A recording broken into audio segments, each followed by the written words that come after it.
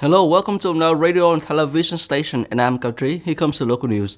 According to the U.S. News and World Report, Vietnam maintained its position in the top 30 most powerful countries in the world in 2022. This position has a significant improvement compared to the 47th position of 2021.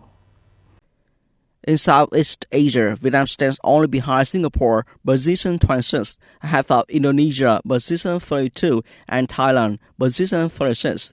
This position affords up prestige and increasingly enhanced role of Vietnam in the international arena. According to a ranking, the US, China, and Russia are the three most powerful countries in the world in 2022. Vietnam is assessed by experts and international organizations such as International Monetary Fund and the World Bank for its brighter economic prospects. Vietnam has also become an important part of global supply chain for textiles, footwear, and electronics manufacturing. Over the past time, Vietnam has also been appreciated for its soft power strength, with spectacular promotion momentum and broader and clearer influence in the region as well as in the world.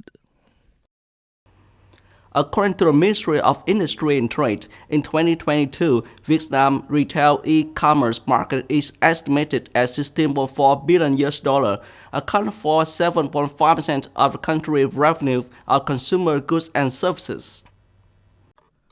With a growth rate of 20% per year, Vietnam is ranked by eMarketer in the top 5 countries with e-commerce growth in the world. It is estimated that the number of consumers shopping online in Vietnam for the first time may reach 60 million. The value of online shopping of consumers will continue to increase sharply, forecast to reach $260 to $285 per person in 2022. After 7 years, Vietnam's e-commerce market has achieved many impressive results. If in 2015, Vietnam's retail e-commerce only reached $5 billion, up 23% over the previous year.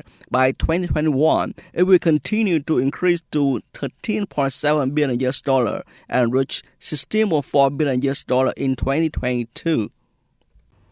From January 3rd to 31st, 2023, the Red Cross Society of the Mai Province and the Red Cross Society of Districts and Cities, in collaboration with Chợ Rẫy Blood Transfusion Center, organized 12 volunteer blood donations in January 2023.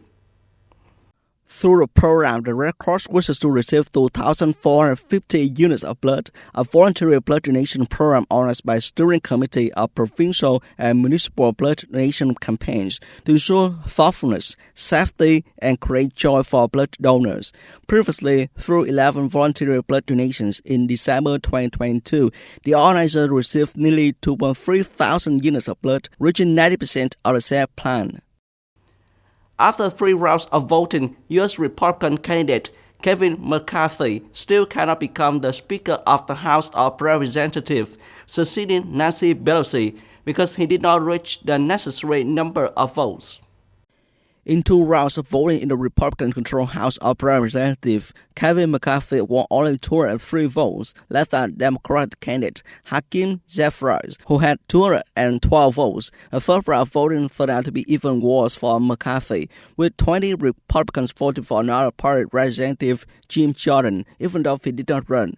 To win the election, the candidate needs majority support of 218 votes if all MPs are present and vote. This is the first time in nearly 1 years that the U.S. House of Representatives failed to elect a speaker in the first vote. The U.S. House of Representatives unanimously revoted at noon on January 4th.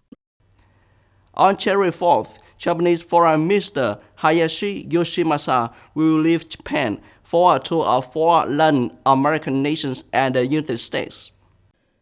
During his trip until the middle of this month, Foreign Minister Hayashi will hold talks with his Mexican, Ecuadorian, Brazilian, and Argentina counterparts. He also plans to hold ministerial public debate on rule of law at the United Nations headquarters in New York, where Japan is a non-permanent member of the United Nations Security Council for 2 years, starting this year and is rotating monthly presidency this month.